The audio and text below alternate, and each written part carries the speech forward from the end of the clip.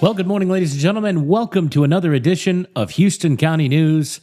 I'm Messenger Reporter Greg Ritchie. We are already at August. Can you believe it's already August? I mean, we'll blink twice and it'll be Christmas again. That is just how fast life is moving these days, and I don't quite know how to slow it down. I try, and you slow it down for a few hours, and then it just tumbles out of whack once again. We got an interesting show for you.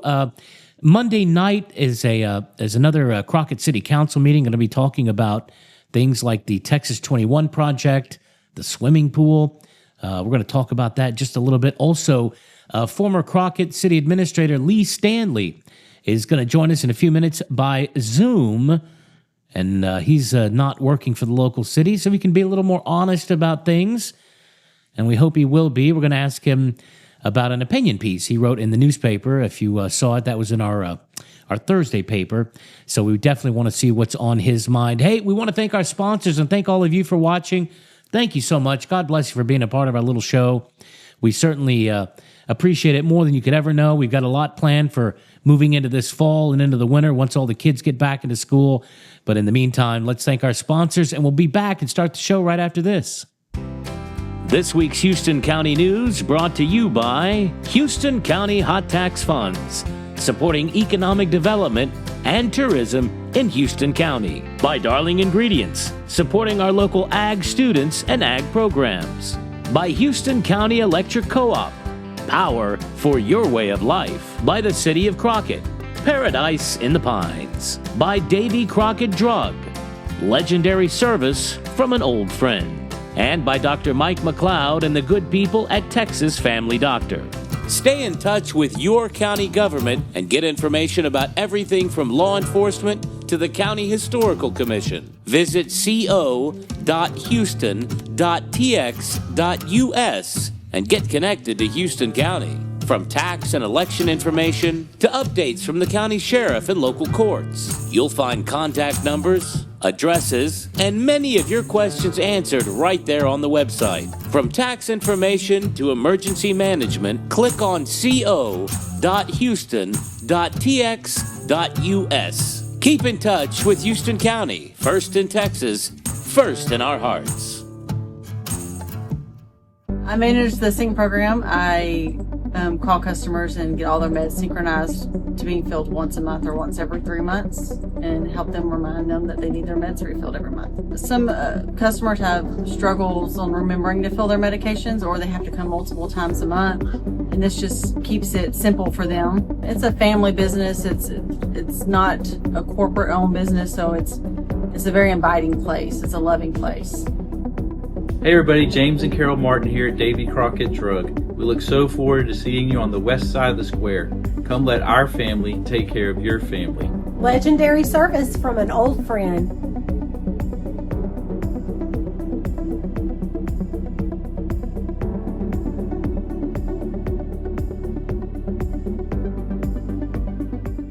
You know, I had a part in the newspaper that came out yesterday. It's today's the Sunday newspaper about swimming pools. And, you know, I called over to Lufkin and talked to their assistant city administrator just about their experiences, because I know they have a public swimming pool. And about a month and a half, 2 months ago, they announced, sorry, we can't open the pool for the summer because we don't have enough lifeguards.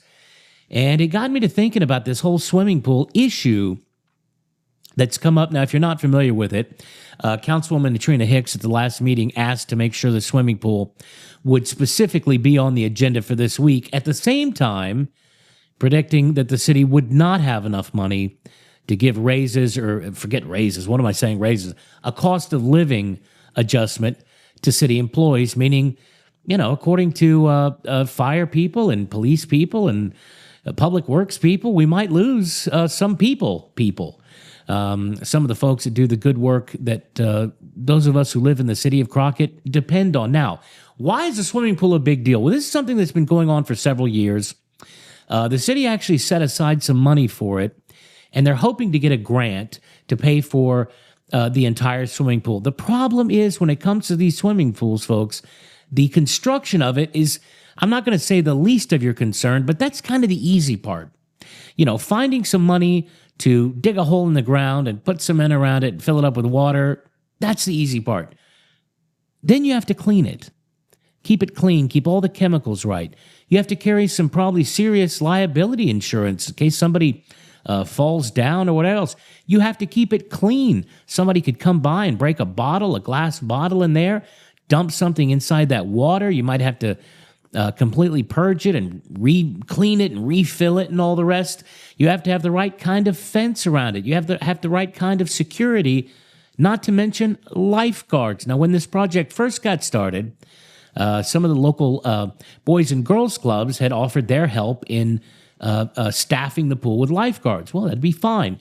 The problem is the same local Boys and Girls Club were also set to staff, as far as I understand it, the swimming pool out in Lufkin. And for whatever reason, it's not their fault. They just weren't able to meet those obligations.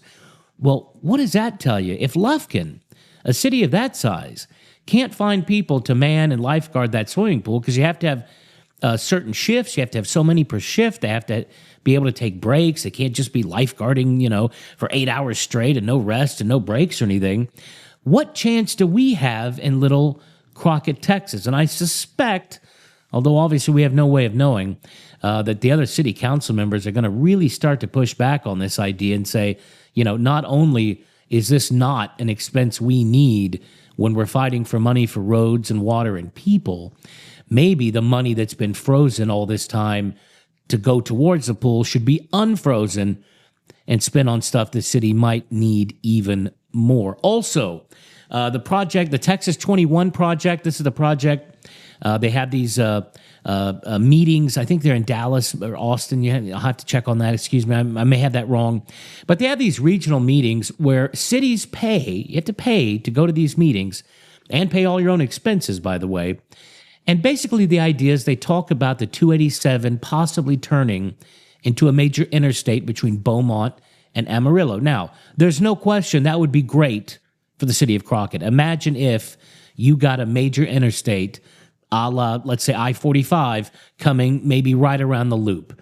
Well, you can imagine what that would do for a city like ours. All of a sudden, you get hotels and big fancy gas stations with a beaver that make excellent little barbecue sandwiches if you haven't gone by there in a while. The problem is best case scenario, and I've talked to people at TxDOT about this, best case scenario, 20 to 30 years. 20 to 30 years. I was a little kid when they first started talking about changing the 59 to the 69 and making it, this more enhanced interstate. That process is still going on. That's still far from finished. So Christopher Price made a motion. He said, hey, let's send some people. Let's pay this. In the last meeting, after some of the tumult, he said, you know what? I'd like to put my motion back on the table for this next meeting. Tomorrow's meeting, Monday night's meeting. And I suspect he's probably going to rescind that motion and say no, even $2,500, which in the scheme of, $12 million a year for the city of Crockett isn't a whole lot, but he's probably going to say even that, let's put it towards our people or something else. We don't know. We'll have to stick around and find out. But of course, if you miss it, don't worry. Next week on the show, we'll break it all down for you like we always do. Protecting nature starts by acting like nature, giving every end a new beginning. And at Darling Ingredients, that's exactly what we've been doing for over 140 years. We challenge the waste mindset by applying the same circularity found in nature to everything we do, all while providing a whole new cycle of good that's born from the old, exactly as nature intended.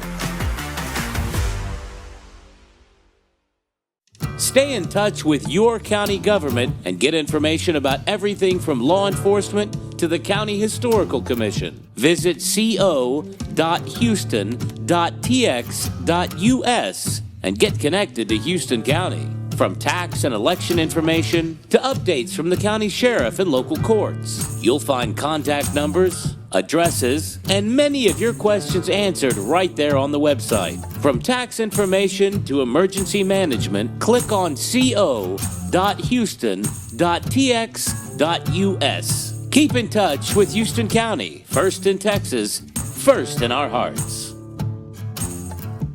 Well, folks, we sure appreciate you watching Houston County News, and to be honest, we couldn't do it without you. In fact, we've created a nonprofit organization to support the show. It's called the Houston County Public Information Project, a 501c3 nonprofit organization. Now, if you'd like to help keep the show going or help us in our long-term mission to promote arts, writing, music, and other forgotten talents amongst our youth, you can help out by sending a donation to P.O. Box 1125 in Crockett. Now, we're grateful for any donation, any amount, but any donation over $50, we'd like to send you a personalized certificate thanking you for your support. If you have questions or would like more information, please reach out and contact us. And thank you again from all of us here for supporting local journalism, local media, and local art. And bless you for helping us keep this going.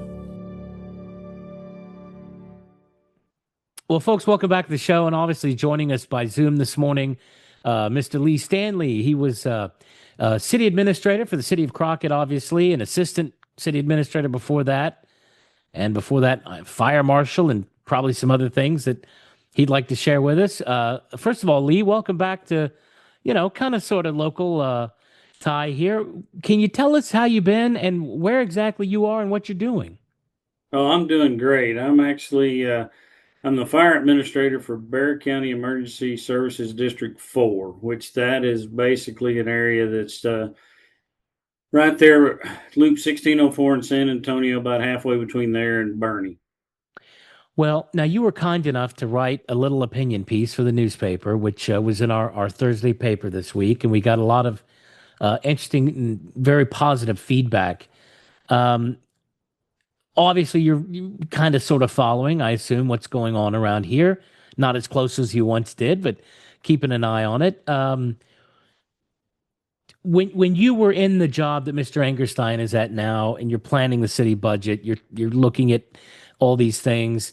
Chief Clayton Smith of the police already said we might lose half our officers. I think on the county side, the sheriff's department's probably just as bad, if not worse. Tell me how hard it is to keep these kind of people, keep them here, and the difference between experienced first responders or city employees, for that matter, and newer untrained ones.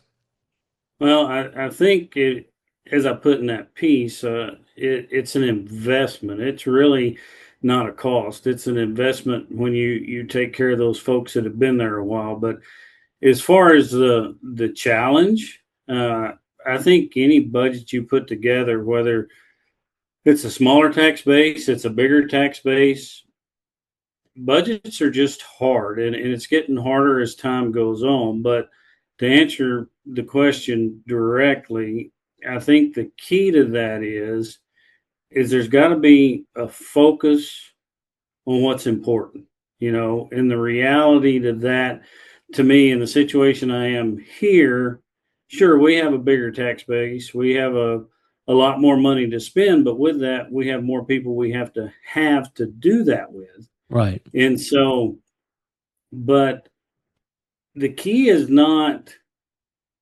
necessarily what you can afford. It's what somebody else can afford. You kind of have to set that priority of where that importance is going to be. And I think that's the key to it. But how important is experience? It's daylight and dark. You don't know how much it costs, or in reality, what it costs when somebody that you lose experience and you hire a new person, you lose out on so much so fast. And that's just irreplaceable. I mean, nobody's not replaceable. That's not what I'm saying, but it takes time, it takes money, and it costs you more long-term to do it that way. Yeah, and I think any question. For sure, and I think Chief Smith said it cost around $200,000 to get a recruit through the academy and through their, 3 years of their contract or 4 years or whatever it is, and then to just say goodbye to them, all that investment in training, and they can drive, 40 minutes down the road and make 50, 60%, 100%, sometimes more, and bring a car home every day.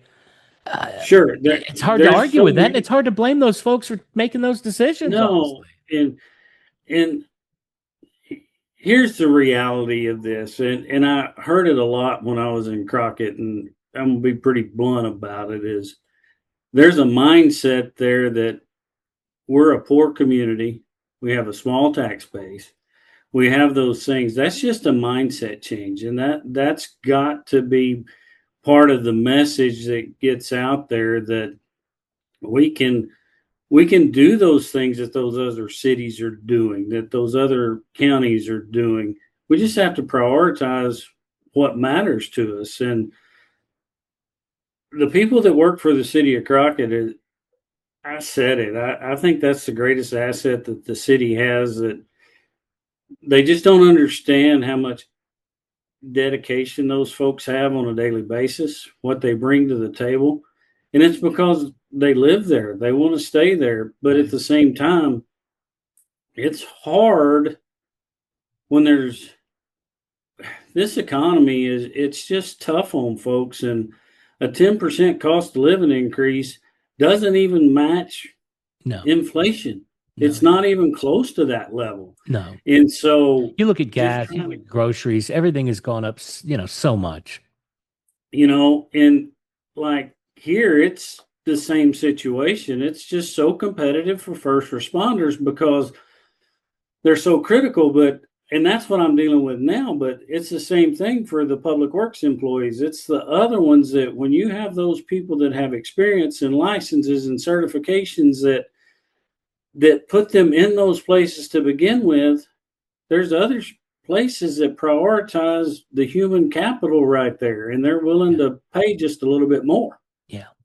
Well, yeah, and I said it's something I wrote. I mean, what good would it do to pave the streets with gold in Crockett if they're not safe enough to walk on? And budgets are hard. There's no question about it. I mean, our guys and gals here make a really nice salary, but there's 12 ESDs in this county. There's 10 or 12 municipalities right here close that if we don't, and it's not only just the salary component that we have to keep up with, we have to match the benefit packages that other ones do too. And so you have to consider those things as well. You brought it up, like some have take-home cars. That's a huge savings to a family, those kind of things. And so the key to it is you just kind of got to have when I saw all that going on, it was just the questions that came up of not providing for the folks first. When you kind of put a budget together, in my mind, of course you have to pay the debt first. That's the most important thing. But right after that is you got to figure out how you're going to take care of the people that work there. Well, yeah, and they're also happen to be our neighbors, and we love them and don't want to see them go. Now, one thing that came up right at the end of the last meeting, there was a lot of conflict over this, but right at the end, one of the council members said, "Hey, by the way, on the next meeting, I want to talk about the swimming pool." And so we've got a meeting scheduled for this coming Monday, another little budget workshop. The swimming pool is dead front and center. I've always had my doubts about Crockett getting a swimming pool. As a matter of fact, I've got a call in to the city administrator of Lufkin because they just shut down their swimming pool for lack of lifeguards just a month and a half ago. My thoughts on the swimming pool, and I want you to set me straight, but it's the overall construction cost, fine, but we've got some money I think we've been saving up for years, maybe get a grant. But really, once you get past the building it, then it's the fencing it. Then it's access issues. Then it's who cleans up the broken glass, who goes out there and puts chloroform in it, what kind of liability insurance, what kind of lifeguards. All of the day after you open the pool seems so much more complicated than really I think people understand. Is that right? That's spot on. And you can look right across at the police department, the fire department, the same thing. Building the building and putting vehicles for them to work in, that's the cheap part. Yeah. It's keeping it staffed, and we're sitting here talking about we can't afford to take care of the folks we already got, and then we want to add people to it. And you can take the cost of building it out of the equation. It's the reality of every day there is a recurring cost that comes along with it. And pools are not cheap. I No. think anybody you talk to that has one at home, Yes. just they're like, oh, that pool costs me money every day. Yeah. And World so, of chemicals and cleaning and sure. filters. Yeah. And so I can just only imagine what that cost would be, and your short public works staff anyway to do what they're trying to do as a whole, and then you're just going to task them with something else to try to make that happen. It's just going to make it really tough. Well, and then there's this issue of obviously lifeguards. And we were told at one point, well, we'll have plenty of lifeguards. They'll come in from other Boys and Girls Club. But, gosh, if even Lufkin can't find enough lifeguards, Crockett may be up the old creek without a paddle. Could be. It's very possible. And so it's just a challenge when the infrastructure has been disregarded in the city for decades, as we talked about before. Yeah. Personnel salaries and benefits have kind of just been put on the back burner. You sure don't want to add another component that just compounds that when there's more important things to do at the front end. Well, my last question is you now no longer work for the city of Crockett. So that gives you the enormous benefit of being able to be honest. Yes, sir. Or at least try. Mr. Angerstein said in a recent meeting, he looked at council member Hicks, Natrina Hicks, Precinct 3. You may remember her. She was on council when you were here. And he said, well, you send me 3 to 4 emails a day. And one of the things that she requested, and if you haven't seen this, you'll certainly understand the magnitude. She said, I don't just want the activity report. I want printed, not PDF, printed by month, every single thing every department spent for that month. So I don't want it to say, office supplies, $50. I want it to say 1 blue pen, 3 black pens, 1 ream of paper. Does any of that sound familiar from your time here? It does. It does. And part of that is, there's a process in place for the accounting side of things that keep things right. And the reality is that was one of the pieces that I kind of put in my opinion deal that I sent to you is, yes, they're elected officials that actually have the ultimate say at the end, but you've hired competent, qualified people to do their job to manage the day-to-day operations. And that's what needs to happen. They need to spend their time working on those things instead of getting things put together to provide information that for somebody. I agree. Do you miss us at all? Do you ever think about us? Oh, of course. Well, obviously I pay attention because I saw that and I had to give my opinion. So obviously there's no question that, I grew up there too, and that is home, right? And so it matters to me what happens there. And there's so many good people that work for the city, and I kind of feel bad for them seeing what's going through. And I'm sure I didn't change anything by what I did, but at least the conviction was there for me to at least to say what I thought. Well, it was a very good piece. We appreciate it. And thanks for your time this morning, and hopping on the Zoom call with us. I hope all this worked and we don't look like cartoon bunnies or anything, but anytime you have an opinion on something, let us know. We'll be happy to print it up because you've been there, you've done that, the people and the personalities and the situation. And what else can I say, Miss Standley? Pray for us. I will do that. I will pray for you, and I appreciate the time. Thank you. Do you ever feel like there's something you're missing? Does it seem like everyone knows something you don't?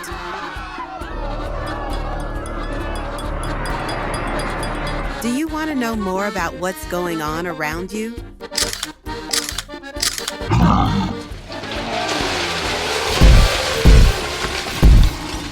The good news is we can help. Did you know that for only $40 a year, you can get a digital subscription to the Messenger newspaper? That's local news, sports, feature stories, and some corner or some Greg or something. $40 a year, that's less than a cup of coffee a month. That's less than an addiction to prescription medication. Now you'll be the one who knows everything. Visit our website for your digital copy, or a print copy, or both. Visit messenger-news.com to sign up.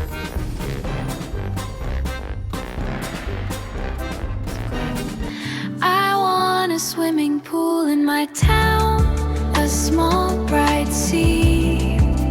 Even if there are no more police or fire, bring it to